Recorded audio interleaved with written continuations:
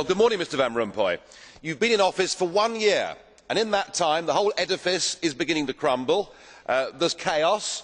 The money's running out. I should thank you. You should perhaps be the pin-up boy of the Eurosceptic movement.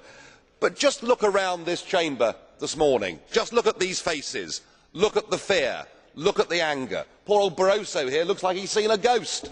You know, they're beginning to understand that the game is up, and yet in their desperation to preserve their dream, they want to remove any remaining traces of democracy from the system.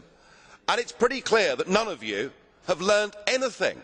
You know, when you yourself, Mr Van Rompuy, say that the euro has brought us stability, I suppose I could applaud you for having a sense of humour, but isn't this really just the bunker mentality? You know, your fanaticism is out in the open. You talked about the fact that it was a lie to believe that the nation state could exist in a 21st century globalised world. Well, that may be true in the case of Belgium, who haven't had a government for 6 months, but for the rest of us, right across every member state in this union, and perhaps this is why we see the fear in the faces, increasingly people are saying, we don't want that flag, we don't want the anthem, we don't want this political class, we want the whole thing consigned to the dustbin of history. And we had the Greek tragedy earlier on this year, and now we have the situation in Ireland. Now, I know that the stupidity and greed of Irish politicians has a lot to do with this. They should never ever have joined the euro. They suffered with low interest rates, a false boom and a massive bust. But look at your response to them. What they're being told, as their government's collapsing, is that it would be inappropriate for them to have a general election.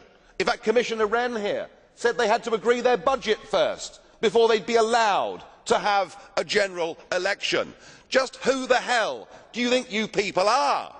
You are very, very dangerous people indeed. Your obsession with creating this euro state means that you're happy to destroy democracy. You appear to be happy for millions and millions of people to be unemployed and to be poor.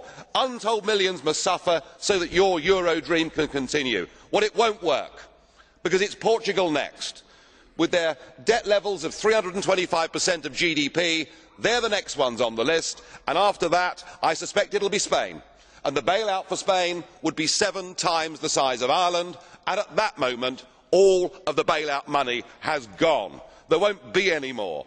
But it's even more serious than economics, because if you rob people of their identity, if you rob them of their democracy, then all they are left with is nationalism and violence. I can only hope and pray that the euro project is destroyed by the markets before that really happens. Thank you.